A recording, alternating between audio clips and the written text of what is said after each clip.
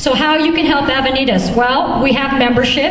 It's only $45 a year, and as a nonprofit, we make money by having memberships and having people donate money. So you can become a member of Avenidas. You can tell others about us. So if you hear of somebody who needs some assistance, you can say, oh, I heard of this place called Avenidas. You should call them. We also want you to share your ideas with us because we've got some great ideas from people that we never thought would give us great ideas. We don't turn any ideas down.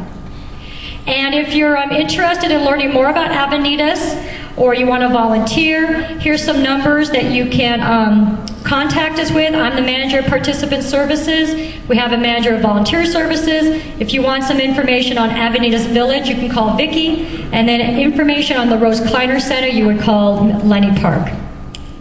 That's all I have. And I'll be back at my table, so I hope to see you all today and stop by. Thank you, and thank you, Beth. So our next presenter is going to take a little while to set up. So does anybody have any questions for Annie?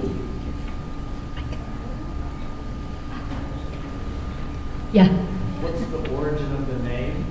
Avenidas means paths, pathways, and Avenidas has been around for over 40 years. And I think it was started just by a few women in Palo Alto who said they wanted to have a place for seniors to go to visit with one another and do things for the community, and so that's how it was started. Any other questions? In the back?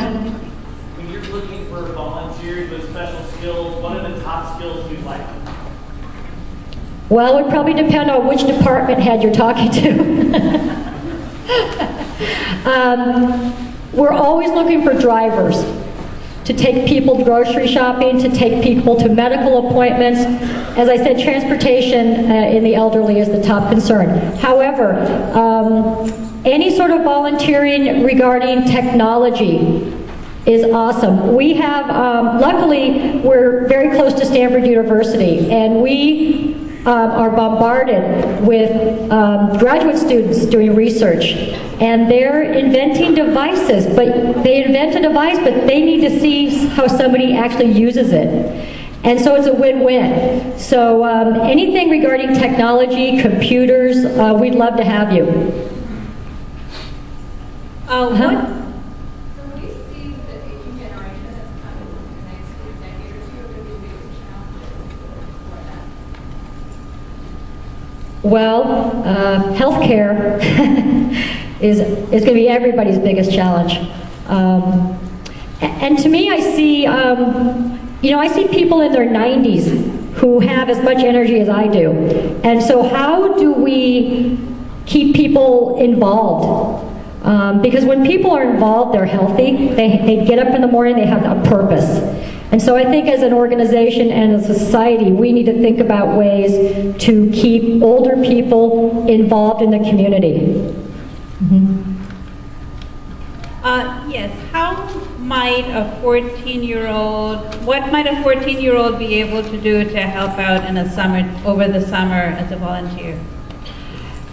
Well, in-house, I say, at the center, we have lots of office jobs. I run an office with a staff of 4 people, but I probably have 10 volunteers. And so typical office staff. The other thing is there's a full computer learning center. We have 15 Macs and 15 PCs, and we have computer classes running all day long. We also have one-on-one tutoring that people can sign up for, an hour-long tutoring for $5. So, I think what we need to do is we find out what the interest is of the volunteer, and then we match them for what they want to do, because they won't last long if they're not really doing what they find fulfilling. So for kids, I keep coming back to the technology because they can run circles around us. My question was about the cost for the senior citizens to avail your services. I'm sorry, I can't hear you. The cost for the senior citizens to avail your services. Oh, okay. I'm sorry, I didn't make that clear. So we are open Monday through Friday, 9 to 5. We are an open public building, so anybody can walk into Avenidas and you can spend all day there and not cost you a dime. In that way, it's kind of like a club, where you would just go to your club, you visit with your friends. As I said, we have a $3 lunch that's there. We have many classes that are free because they're taught by volunteers. If it doesn't cost us anything, we don't charge anything. We do have classes that are for fee. So for instance, somebody might want to take a computer class and it might be 8 weeks for $50 or $40. The membership is $45 for a year for one person, and that gets you discounts on lots of classes and services. So you can come see me at the table and I can explain it a little bit better to you. Any more? Are we done? Thank you. Hope to see you all at the table.